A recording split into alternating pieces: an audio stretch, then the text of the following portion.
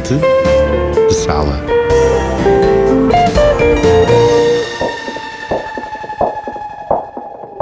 José Pedro Croft. Estou certa de que já ouviu falar deste nome. É um dos artistas plásticos de maior expressão do nosso país e um dos nomes consagrados da escultura contemporânea portuguesa. É ele o convidado deste episódio do Frente de Sala. A exposição Et Sic Infinito, onde está a apresentar um conjunto de novos trabalhos, foi o motivo principal para o convite que lhe fizemos. Mas a conversa não se ficou por aí. Falámos também do que é ser artista, do papel da arte e de como ela é vista em Portugal. No final, ficará a conhecer melhor a visão e o trabalho de um artista singular, já com 4 décadas de carreira. Eu sou a Susana Araújo e este é o podcast da Agenda Cultural de Lisboa.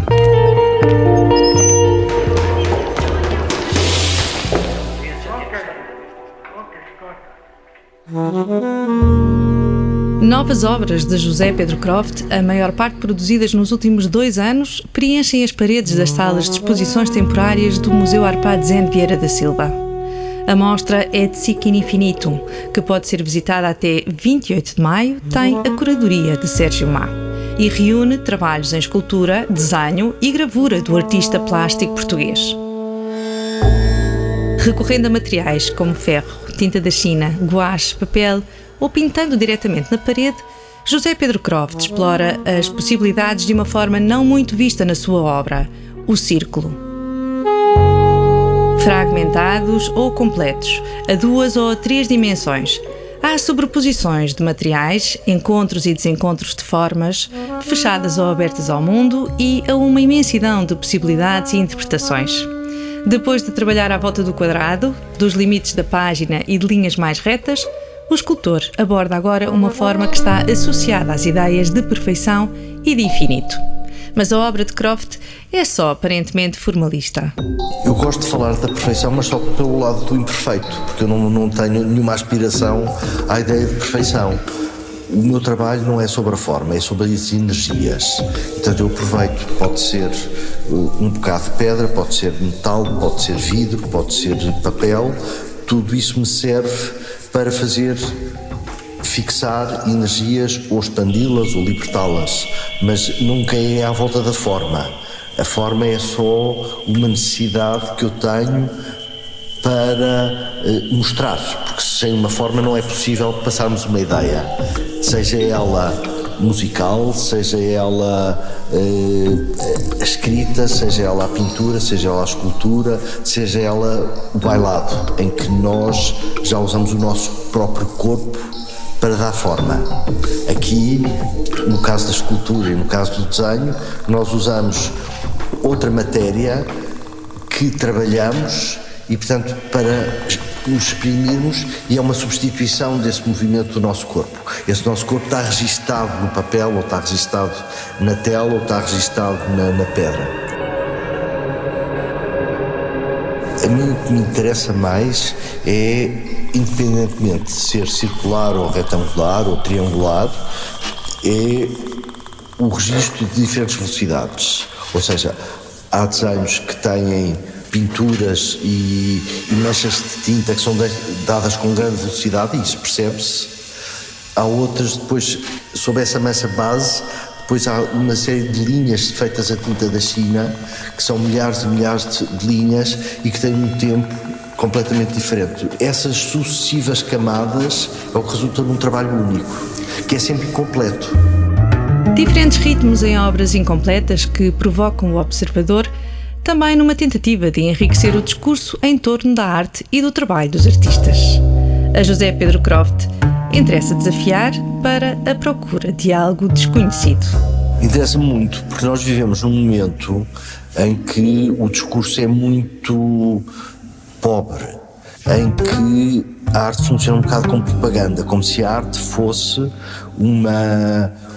como se o artista tivesse uma ideia clara sobre o mundo e como se o seu discurso explicasse o mundo por inteiro, e ainda por cima estamos a viver momentos particularmente moralistas e preconceituosos, em que cada grupo está muito fechado dentro das suas verdades absolutas, e eu acho que a arte é exatamente o contrário. A A arte serve para mostrar que nós temos um ponto de vista, que podemos falar do mundo inteiro, mas sempre do nosso ponto de vista, que é diferente do outro ponto de vista de outro, e à medida que eu vou mudando de ponto de vista, eu vou vendo coisas diferentes. Aquilo que eu pretendo fazer no meu trabalho, e que sempre tentei fazer no meu trabalho, é obrigar o espectador a ver coisas que habitualmente não vê. É para isto que serve a arte, diz-nos, para nos pormos em causa e em dúvida. Croft inspira-se no mundo, mas não pretende dar resposta aos problemas que ele coloca. A relação da arte só faz sentido através da vida e do mundo. Quer dizer, o Giacometti fala sobre porque é que ele é artista. Ele é artista não para fazer coisas belas, ele é artista para pôr questões às quais não tem resposta. E hoje em dia vivemos num mundo que é um bocadinho diferente, em que se tenta que os artistas deem resposta a questões que são de outra ordem. São de ordem política, são de ordem económica, são de ordem ambiental, são de outras questões que não é a arte que tem que dar resposta. A arte tem que dar resposta à liberdade. Tem que abrir, rebentar, expandir os espaços, destruir limites. Não tem que fechar, dar respostas, apaziguar. A exposição deixa perceber a ligação estreita entre a escultura, o desenho e a gravura no processo criativo de José Pedro Croft. Há uma hierarquia no momento de criação? O meu processo, eu tenho refletido algo sobre isso nos últimos tempos, e eu acho que o meu pensamento e o meu processo de criação mais profunda está na gravura, que muita gente considera como uma arte menor ou como portanto, uma forma de expressão que é... Os artistas fazem escultura, fazem desenhos, fazem pinturas e depois fazem os múltiplos, que são as gravuras. Para mim é exatamente ao contrário. A gravura implica trabalhar numa chapa de cobre, e eu nunca sei o resultado que está na gravura até fazer a estampa, até ela ser impressa. Isso obriga-me a trabalhar no escuro. E esse trabalho no escuro é uma ótima preparação para depois fazer desenhos e para fazer escultura, porque fica logo visível. A construção, no caso da escultura ou no caso do desenho, é direto. O processo em relação à escultura é um trabalho de modelação, que pode ser uma modelação feita diretamente no material, no caso do barro ou no caso da pedra, ou pode ser feito uma modelação por justaposição de elementos, no caso do ferro. Portanto, mas é um processo que eu começo e nunca sei onde acabo, mas em cada momento do processo eu já estou a vê-lo todo, depois estou a alterá-lo sempre. No caso da gravura é exatamente o contrário. Eu trabalho, vou fazendo provas de estado, e às vezes chego a fazer 30 provas de estado para depois fazer uma edição de 10 gravuras. Hoje é um dos artistas plásticos portugueses de maior expressão nacional e internacional, exposto e presente em importantes coleções de arte do país e do mundo. Premiado e admirado, já representou Portugal em vários eventos internacionais.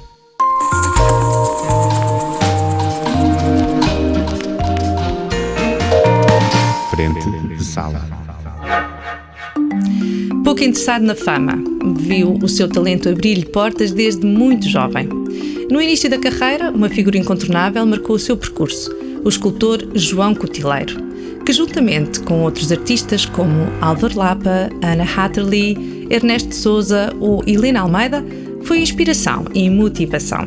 A fome sexual e a fome gastronómica são as forças que me moldaram. Não, eu só pinto quando me apetece. É realmente o meu luxo, o resto é trabalho. Meditação que se passa ao público, uma vez que se pode, deixa de ser público, passa a ser participante, que ele poderá participar. O artista tem que deitar mão àquilo que está ao pé, que vê todos os dias e que temos que ter também um sentido de prática. Eu tive a sorte de ser reconhecido sempre. Não sei se é ser reconhecido sempre, é o grau de reconhecimento ser mais satisfatório. Mas desde muito cedo, desde os 20 e tal anos, porque primeiro comecei por estudar pintura, o João Cotileiro convidou-me para ser assistente dele, o que implicou logo um reconhecimento de alguma maneira que eu teria ou um talento, ou uma capacidade, ou uma... Depois comecei a ter solicitações. Com 20 e poucos anos, antes de 30 anos, já estava em coleções institucionais, mesmo fora de Portugal, e portanto isso foi uma coisa que me foi acompanhando. Posso não ser célebre ou famoso, mas isso também não é o assunto. O assunto da arte é outra coisa. E portanto isso pôde-me de alguma maneira focar não no reconhecimento, mas num caminho a ser feito.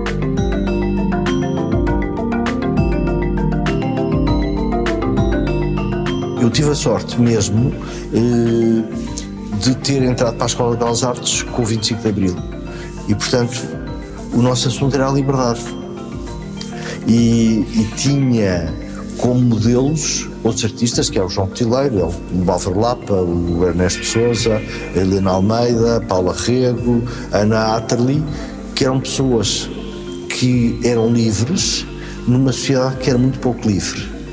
Num país que não tinha museus de arte contemporânea, não tinha galerias, não tinha mercado de arte. Portanto, às vezes os constrangimentos também criam zonas de liberdade. Liberdade, uma palavra muito presente no discurso de José Pedro Croft. Seja na lucidez do privilégio de a ter, seja na necessidade de a inventar quando ela não existe. E o uso que se faz dessa liberdade. É para deixar uma marca pessoal no tempo? Não, isso é história. A arte é outra coisa. A arte é olharmos para o mundo e transformarmos à nossa escala o nosso mundo. E isso é viver intensamente. A história é história. Não tem pretensão e não é a minha ambição primeira. A minha ambição é pôr-me à prova, viver mais intensamente e usar o tempo e o privilégio que tenho das minhas condições, que são condições de privilégio, para darem de volta. É disso que se trata. E atualmente, qual o estado da arte contemporânea no país? Há equipamentos, um mercado saudável e espaço para a criação? Nós somos um país que não temos uma grande tradição de arte. Não temos nenhum museu ou nenhum centro de arte onde estejam representados, por exemplo, toda a arte do século XX português, de uma maneira que se possa perceber uma genealogia, de onde é que se vem, para onde é que se vai. Portanto, não há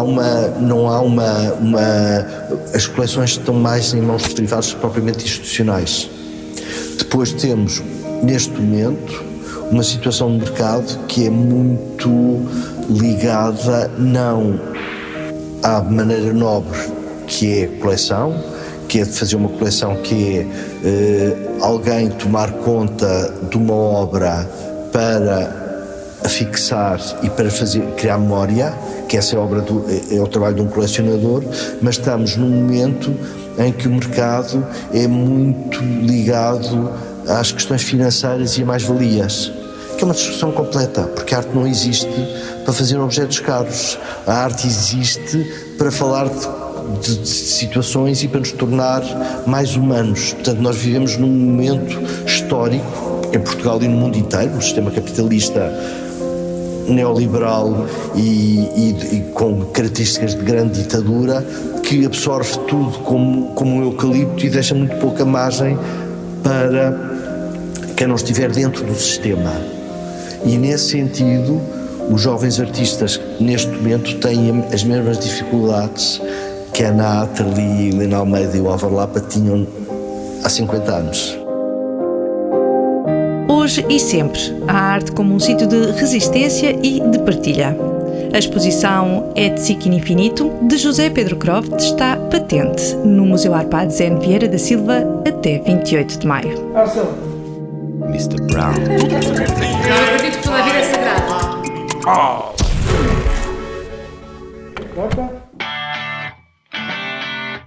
A vida cultural na cidade de Lisboa continua intensa e cheia de boas propostas. Tenha a agenda a postos, nós vamos deixar aqui algumas sugestões. Começámos pelo teatro. Até 19 de março, no Teatro da Trindade, Ricardo Neves Neves encena Noite de Reis, uma peça de Shakespeare com um elenco inteiramente masculino, em permanente diálogo com uma orquestra feminina. Adriano Luz, Felipe Vargas, João Tempera, Luísa Aleluia, Manuel Marques e Marco Delgado são alguns dos intérpretes. Cantamos os três! Ai, eu vou ter realmente boa voz. Canta-nos uma coisa qualquer. Conta! Dou-te 5 sugestões! No Cinema Animas, o tema é cinema e voyeurismo, um ciclo de filmes polémicos e de culto, assinados por realizadores como Stanley Kubrick, Steven Soderbergh ou Michelangelo Antonioni, até 14 de março. What am I doing in here? Take off your clothes down to your underwear. I'm not sure what's happening here. Pensa che 12 anni fa, quando io e te siamo... No Centro Cultural de Belém, uma exposição reúne cenários, adereços e marionetas que permitem conhecer os segredos por trás da produção do filme de animação O Peculiar Crime do Estranho Sr. Jacinto, de Bruno Caetano. Nesta cidade, poucos se lembram do que chegou primeiro, se o ovo... No dia 13 de março, o Campo Pequeno recebe o concerto de uma das bandas mais influentes do rock alternativo das últimas décadas. Em 32 anos, será a 12ª vez que os Pixies atuam em Portugal, oferecendo mais uma oportunidade para ouvir ao vivo os autores de Where Is My Mind e Here Comes Your Man.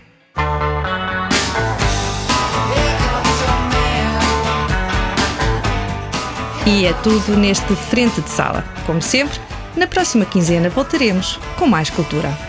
Este é um podcast da Agenda Cultural da Câmara Municipal de Lisboa que pode ouvir e subscrever nas várias plataformas digitais ou em agendalx.pt. A edição é de Ricardo Saleiro e a sonoplastia genéricos são da autoria de Fernando Figueiredo.